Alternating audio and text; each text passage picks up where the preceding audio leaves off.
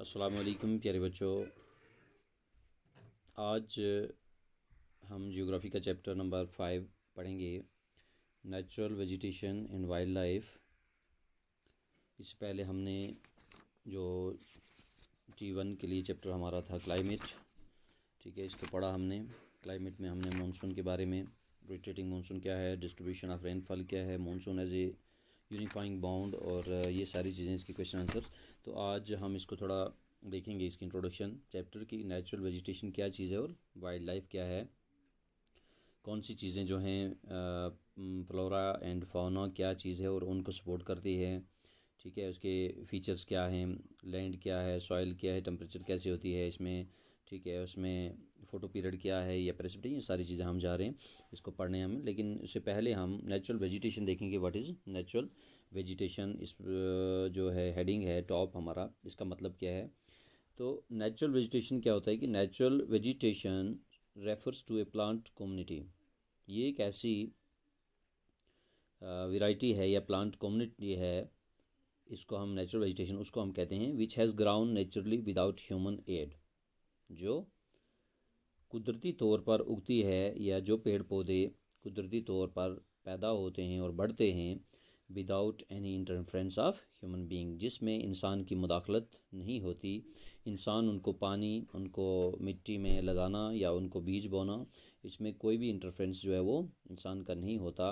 That is called natural vegetation. It refers to a plant community which has ground naturally, ठीक है, जो कुदरती तौर पर उगती हैं नेचर की तरह, नेचर के हिसाब से, विदाउट ह्यूमन एड, इंसान की मदद के बिना, and has been left undisturbed by humans for a long time, और उसमें इंसान की मुदाखलत भी नहीं रहती काफ़ी अरसे तक, कि वो कब तक पैदा होते हैं, फिर प्लांट छोटे होते हैं, ठीक है, फिर उसके बाद बड़े होकर ट्रीज़ बन जाते हैं, तो तब तक उसमें इंसान की कोई मुदाखलत उसमें नहीं होती।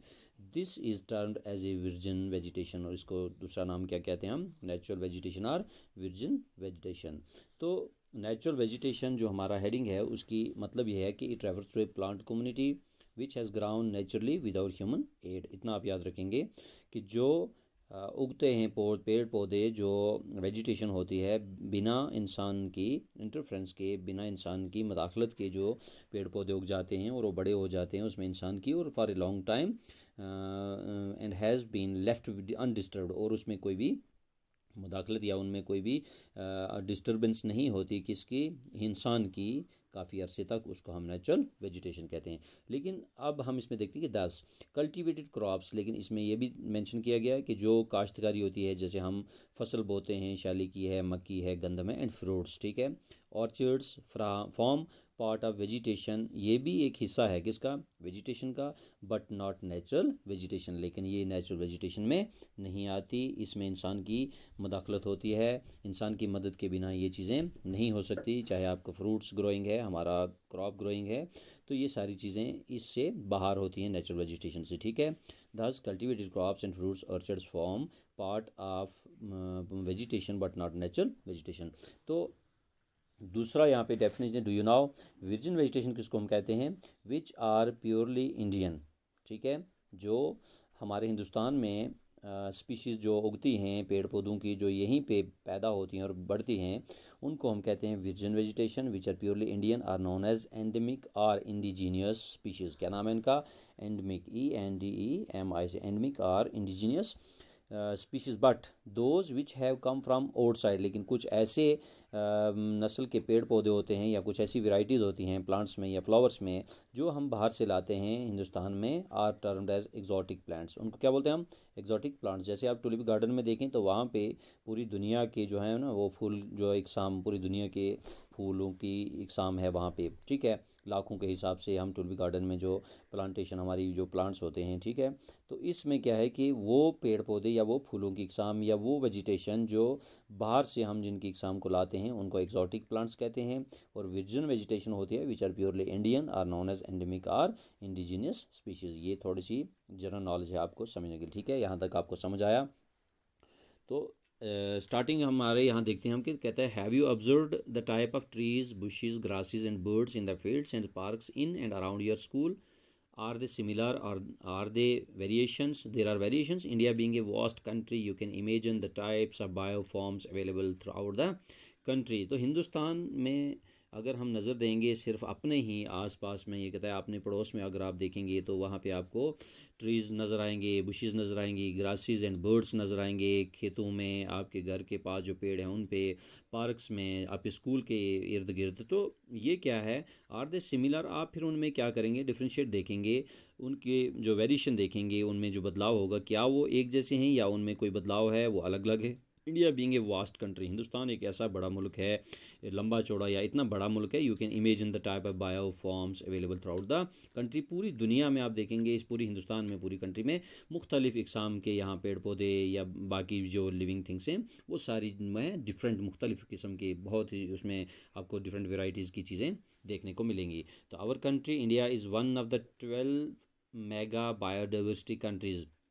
हम दुनिया में देखेंगे अगर तो हिंदुस्तान हमारा 12 मेगा बड़े जो 12 बायोडाइवर्सिटीज़ हैं, ठीक है, कंट्रीज़ दुनिया में हैं, तो उनमें हिंदुस्तान 12वें नंबर पे आता है, 12th, ठीक है, पोजीशन है इसकी बायोडाइवर्सिटी में, ठीक है, विद अबाउट 47,000 प्लांट स्पीसीज़। यहाँ पे कितनी, इंडिया में occupies 10th place in the world, 10वें नंबर पे है, इसका जो पोजीशन है वो 10th प्लेस है, किसमें कि इसमें 47,000 प्लांट स्पीसीज़ हैं, इकसाम हैं किसकी, पेड़ पौधों की, जो हिंदुस्तान में मौजूद हैं पाए। एंड 4th इन एशिया, और एशिया कंटिनेंट की बात करेंगे हिंदुस्तान में ग्लोबल लेवल पे कितना है, 10th पोजीशन। और अगर हम एशिया कंटिनेंट की बात करेंगे तो एशिया में वो 4थे नंबर पे है इन प्लांट डाइवर्सिटी, ठीक है, इकसाम में, पेड़ पौधों की इकसाम में। There are about 15,000 flowering plants in India. Hindustan में कितने इकसाम है, 15,000 सिर्फ फूलों की इकसाम है, कितने, 15,000 फूलों की इकसाम है, विच अकाउंट फॉर 6%। और अगर इसका हम हिसाब किताब लगाएं तो ये 6% दुनिया के टोटल फ्लावरिंग प्लांट्स का एक ये तादाद बनती है, कितनी बनती है, 6% in the world's total number of flowering plants. जितने भी दुनिया में फूलों की इकसाम है उसमें 6% सिर्फ हिंदुस्तान में पाए जाते, देखें आप, तो फिर कितने बड़े यहाँ पे पेड़ पौधों की इकसाम है और कितने यहाँ फ्लावरिंग प्लांट्स हैं, such as ferns, algae and fungi, ठीक है। India also has approximately 90,000 species of animals. और उसके साथ साथ जब हम वाइल्ड लाइफ की या जानवरों की बात करते हैं, फौना की बात करते हैं, वो क्या हैं, फौना देखें, it refers to species of animals, ठीक है, फौना। तो उनकी बात करें तो 90,000 किस्म के यहाँ पे जो हैं जानवरों की इकसाम है, as well as a rich variety of fish in its fresh and marine water. तो जो हमारा आबी जानवर हैं उनको मिला कर यहाँ पे आप देखें, वहाँ पे हमारे 90,000 स्पीशीज़ ऑफ एनिमल्स भी मौजूद हैं। तो यहाँ तक आप इसको समझें, ये हमारी इंट्रोडक्शन थी। उसके बाद ये कहता है कि द टर्म फ्लोरा, ये फोना और फ्लोरा क्या चीज़ है इसको समझें। The term flora is use to denote plants of a particular region or period. Flora क्या है, ये एक इकसाम है किसकी, पेड़ पौधों की, जो एक ख़ास रीजन में, खिते में पाई जाती है, according to their relief, according to the soil, according to temperature, precipitation, ये सारी चीज़ें वहाँ का जो उनको सूटेबल टेम्परेचर के हिसाब से। तो ये कहते हैं कि एक ख़ास किस्म की एक प्लांट की किस्म है। Similarly the species of animals are refer to as fauna. और जानवरों की इकसाम को हम क्या कहते हैं, fauna. This huge diversity in flora and fauna kingdom is due to the following factors. और अगर ये चीज़ें यहाँ पे पाई जाती हैं, हमारे हिंदुस्तान की बात करें, अगर इतनी इकसाम की यहाँ पे पेड़ पौधे या जानवर पाए जाते हैं तो उनके फैक्टर्स क्या हैं, वजूहात क्या हैं, या उसकी जो और इन यहाँ पे इन सर्वाइव करने की वजूहात क्या हैं, ठीक है। Kingdom is due to following factors. तो सबसे पहला फैक्टर जो यहाँ पे इन चीज़ों का मौजूद होना या यहाँ पे उनको सर्वाइव करने का है, वो है लैंड, क्या है, रिलीफ, रिलीफ, ठीक है, ये ज़मीन का रिलीफ क्या हो गया। Land affects the natural vegetation directly and indirectly due to do you expect the same type of vegetation in mountainous, plateau and plain areas और in dry and wet regions. ऐसा तो नहीं होता है कि हम पूरे हिंदुस्तान की बात करें तो क्या जहाँ पे ड्राई रीजन है या वेट रीजन है तो वहाँ हम एक ही जैसे फ्लोरा और फौना की बात करें या एक जैसे स्पीसीज ऑफ प्लांट्स की बात करेंगे वहाँ पे मौजूद होगी, ऐसा नहीं है। The nature of land influences the type of vegetation, ठीक है। ये जो कुदरती तासुरात होते हैं किसके, ज़मीन पर, ये असर करते हैं। और नेचर ऑफ लैंड जो होता है, it influence the type of vegetation. इसी हिसाब से वहाँ पे वेजिटेशन होती है क्या, the undulating and rough terrains or areas. अब आप देखें जहाँ पे रॉफ और टेरन लैंड होती है या माउंटेनियस रीजन्स में बात करेंगे, वो ऐसे इलाके where grasslands and woodlands develop, जहाँ पे ज़्यादा क्या होता है, घास हो जाती है या जंगल उग जाते हैं, and give shelter to a variety of wildlife. तो ये किसको पना देते हैं, वाइल्ड लाइफ को वहाँ पे, ठीक है, जंगली जानवर जो होते हैं या हयात होती है जो जंगली हयात, उसको क्या कहते हैं, पना देते हैं वहाँ पे ग्रास के होने की वजह से, वो उनका चारा, और वहाँ पे उनको शेल्टर मिलती है, जिसकी वजह से वो ऐसी जगहों पे अनड्यूलेटिंग एंड ड्रॉफ टेरेंस एरिया में वहाँ पे सर्वाइव कर पाते हैं, ठीक है। ये ज़मीन के हिसाब से। अब प्लेन एरिया की बात करेंगे तो वहाँ पे जो हमारी क्रॉप्स होंगी, हमारे फ्रूट्स होंगे, ऑर्चर्ड्स होंगे, ये चीज़ें डेवलप मतलब वहाँ पे हम ग्रो कर सकते हैं, और उनके लिए वहाँ पे वो एक फैक्टर है, ये फैक्टर है कि सूटेबल लैंड का होना ज़रूरी। अब दूसरी है सॉयल, ठीक है। तो soil also very over space, तो मुख्तलिफ़ किस्म की मिट्टी है। हम पूरे बात करें हमारी कंट्री में हर जगह एक जैसी मिट्टी, कहीं पे रेत है, कहीं पे पहाड़ हैं, कहीं पे प्लेन एरिया है, कहीं पे हम देखते हैं वो मड है, कीचड़ है, ठीक है, और कहीं पे हम देखते हैं सिल्ट होती है जो दरिया बहा कर लाते हैं, पहाड़ों की वो छोटी टूटी हुई जर्रे जो होते हैं वो बहा कर लाते हैं। और इस तरह से मतलब सॉइल जो है it different types of life provide basis for different types of vegetation. तो ये सूटेबल क्लाइमेट जो होता है या सूटेबल सॉइल जो होती है वो भी एक फैक्टर है जो पेड़ पौधों को उगने में डिफरेंट जो स्पीशीज़ होते हैं उनको मदद करता है। Sandy soil of the desert, आप देखें रेगिस्तान में क्या है, रेत होती है। It's support cactus and thorny bushes, वहाँ पे क्या होता है, कैक्टस प्लांट देखा आपने, ठीक है, जिसके अंदर बहुत ज़्यादा पानी होता है, और वहाँ पे पानी की बहुत कमी होती है डेजर्ट में, तो ये अपना पानी जो है खुद स्टोर रखता है उसमें, कैक्टस प्लांट में। थॉर्नी बुशेस, और ज़्यादा वहाँ झाड़ियाँ होती हैं, कांटेदार बुशेस।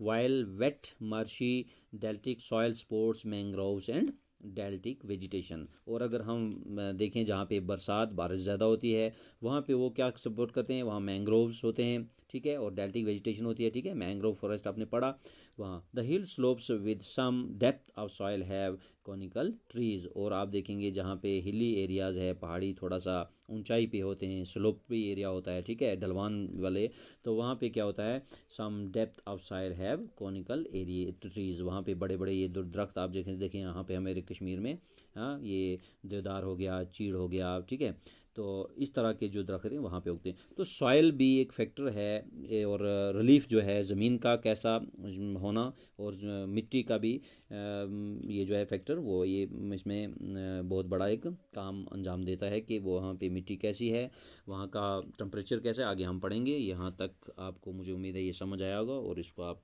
अच्छी तरह से देखेंगे। वस्सलाम।